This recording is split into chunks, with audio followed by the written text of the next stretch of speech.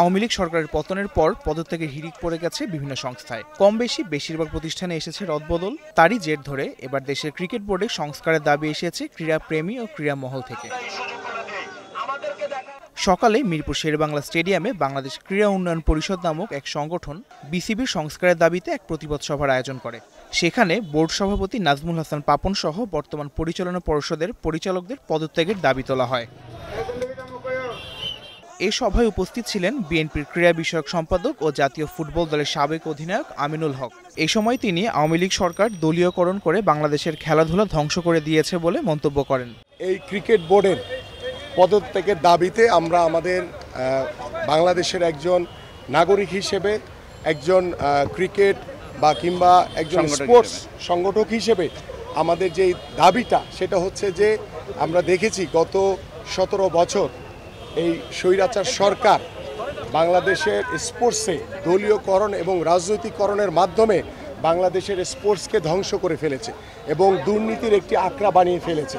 এবং আজকে বাংলাদেশে ছাত্র এবং জনতার গণ অভ্যুত্থানের মাধ্যমে এই দীর্ঘ 17 বছরের স্বৈরাচার সরকারের পতন হয়েছে এবং সেই পতনের পরে বাংলাদেশের মানুষের যে প্রত্যাশা, যে চাওয়া, যে বাংলাদেশের স্পোর্টসে প্রত্যেকটি সেক্টরে পরিবর্তন অনতিবিলম্বে দরকার এবং সেই প্রয়োজনীয়তা অনুভব করে আমাদের আজকে এবং এই স্পোর্টসের যে সংগঠকরা রয়েছেন আমরা তাদেরকে সাথে নিয়ে আমরা একটি মানববন্ধন করেছি এবং আমাদের দাবি হচ্ছে যে এই ক্রিকেট বোর্ডের যারা পরিচালক রয়েছেন তারা অনতিবিলম্বে পদত্যাগ করে, স্বেচ্ছায় পদত্যাগ করে, যেহেতু আইসিসির কিছু রুলস রয়েছে এবং সেটা আমরা দ্রুত বর্তমান যে অন্তর্বর্তীকালীন সরকারের যে উপদেষ্টা রয়েছেন তার সাথে বসে আলোচনা করে নতুনভাবে একটি ফরম্যাট করে আইসিসির যে নিয়ম রয়েছে সেই নিয়ম মাফিক আমরা কাজ করে আমরা ইলেকশনের মাধ্যমে নতুন একটি বডি দাবি করছি এবং সেই বডির মাধ্যমে বাংলাদেশের ক্রিকেট ভবিষ্যতে এগিয়ে যাবে সেটা আমরা প্রত্যাশা করছি। ক্রিকেট বোর্ড ও কোনো ক্রীড়া সংগঠনের সঙ্গে যুক্ত না থাকা বাংলাদেশ ফুটবল দলের সাবেকই অধিনায়ক প্রতিশ্রুতি দেন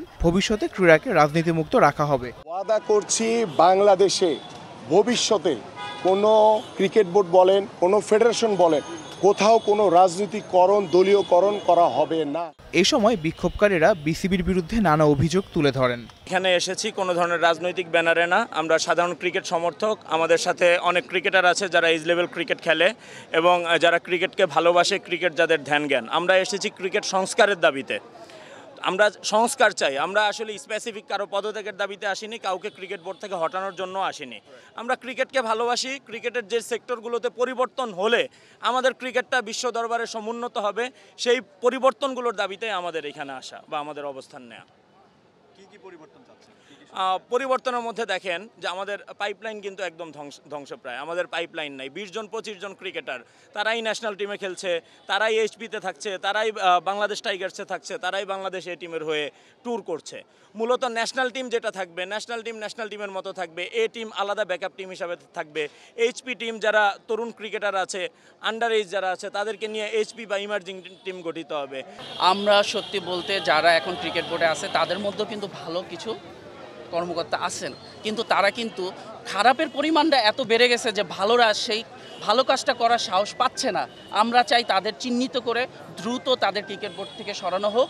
বিক্ষোভের ঘোষণা আগে থেকে থাকায় সকাল থেকে মিরপুর শেরেবাংলা স্টেডিয়াম জুড়ে নিরাপত্তা ব্যবস্থা জোরদার করা হয়। স্টেডিয়ামটি আন্দোলনের পুরোটা সময় সেনাবাহিনীর নিরাপত্তার চাদরে ঢাকা ছিল। Mahi Hasan, news time, Dhaka.